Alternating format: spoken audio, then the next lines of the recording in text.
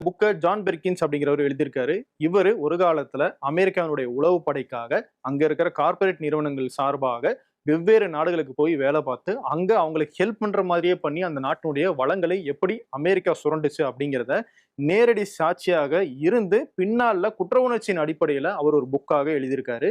இன்னைக்கு உலகத்துல என்ன நடந்துகிட்டு இருக்கு, ஜியோ பாலிடிக்ஸ் எப்படி போய்கிட்டு இருக்கு அப்படிங்கிறத நீங்க தெளிவாக புரிஞ்சுக்கணும்னா அந்த புக்கை படிச்சாலே போதுமானதாக இருக்கும். அதுல எத்தனை நாடுகளை அமெரிக்கா எண்ணெய் வளத்துக்காக சூறையாடி இருக்காங்க அப்படிங்கிற பதிவுகள் எல்லாம் இருக்கு ஆதாரப்பூர்வமாக.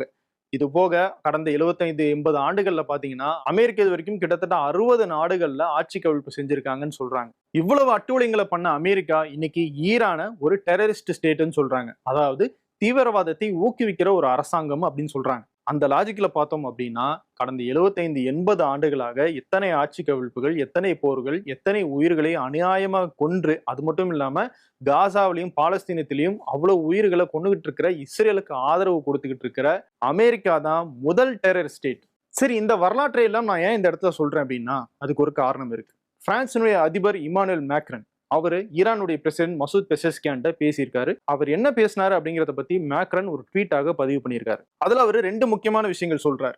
ஒன்னு, ஈரான் கல்ஃப் நாடுகள் மேல நடத்திட்டு இருக்கிற அந்த தாக்குதலை உடனடியாக நிறுத்தணும், அந்த தாக்குதல்கள் ஏற்றுக்கொள்ளத்தக்கது அல்ல அப்படின்னு அவரு பதிவு பண்றாரு. ரைட், ஈரான் தாக்குதல் நடத்துறது தப்பு தான். முதல்ல தாக்குதல் நடத்தினது யார்? அமெரிக்காவும் இஸ்ரேலும் தான் ஈரான் மேல இந்த தாக்குதலை தொடங்கினாங்க, இந்த போரையை தொடங்கினாங்க. அப்போ இதே மேக்ரான் ஏன் அமெரிக்காவையும் இஸ்ரேலையும் கண்டிக்கல? இப்ப கூட கல்ஃப் நாடுகள்ல இருக்கிற அமெரிக்கானுடைய படைத்தளங்கள்ல இருந்து தான் ஈரான் மேல தாக்குதல் நடத்தப்பட்டு இருக்கு. ஈரானை தாக்குதலை நிறுத்த சொல்ற மேக்ரான் ஏன் கல்ஃப் நாடுகளை நீங்க அமெரிக்காவுக்கு இடம் கொடுக்காதீங்க அப்படின்னு சொல்லல. ரெண்டாவது, இந்த பிரச்சனையை ஒரு செக்யூரிட்டி ஃப்ரேம் ஒர்க் மூலமாக தான் முடிவுக்கு கொண்டு வர முடியும். அப்படி ஒரு ஃப்ரேம் ஒர்க் கொண்டு வந்தோம் அப்படின்னா, ஒரு அக்ரிமெண்ட் கொண்டு வந்தோம்னா அதுல ஈரான் இனிமேல் அணு ஆயுதமே தயாரிக்க மாட்டோம் அப்படிங்கிற அந்த உத்தரவாதம் கொடுக்கப்பட வேண்டும்.